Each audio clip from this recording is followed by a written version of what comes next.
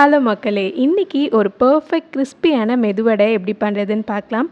ஒரு கப் அளவுக்கு உளுந்த 4 மணி நேரம் ஊற வச்சுருங்க. ரொம்ப நேரம் ஊற வச்சிட்டிங்கன்னா வடை போடுறப்ப எண்ணெய் நிறையா இழுத்துடும். இப்போது நான் கிரைண்டரில் சேர்த்து அரைச்சிக்கிறேன். கூட இந்த மாதிரி ஐஸ் க்யூப் சேர்த்துக்கிட்டிங்கன்னா கிரைண்டர் சூடாகாது அண்ட் மாவுமே உங்களுக்கு நிறையா வரும்.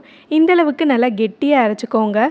கையில் தண்ணி தொட்டுட்டு மாவை தொட்டிங்கன்னா சுத்தமாக மாவு கையில் ஒட்டாது. அண்ட் இன்னொரு ஈஸியான டெக்னிக் இந்த மாதிரி மாவு தண்ணி மேலே நல்லா மிதக்கணும். அப்போ தான் சாஃப்டாக கிடைக்கும். உப்பு போட்டு இந்த மாதிரி நல்லா கலந்து விடுங்க. இதில் அரிசி மாவு அண்ட் மென்ஷன் பண்ணியிருக்க இன்க்ரீடியன்ட் சேர்த்துக்கோங்க. இப்போ நம்ம கொஞ்சம் மாவு எடுத்து கட்டை விரல் யூஸ் பண்ணி இந்த மாதிரி லைட்டாக ஒரு ஓட்டை போட்டு எண்ணெயில் சேர்த்துக்கோங்க. நம்ம அரிசி மாவுலாம் சேர்த்துருக்கறனால நல்லா கிறிஸ்பியாகவும் வரும் அண்ட் எண்ணெயுமே அதிகமாக இழுக்காது. அண்ட் உளுத்த வடைக்கு மாவு அரைச்ச உடனே வடை சுட்டணும். இதே ரெசிப்பியை நீங்கள் அப்படியே போண்டாவும் ட்ரை பண்ணி பார்க்கலாம். உள்ளே நல்லா சாஃப்டாக வெளியே கிறிஸ்பியாக இருக்கும்.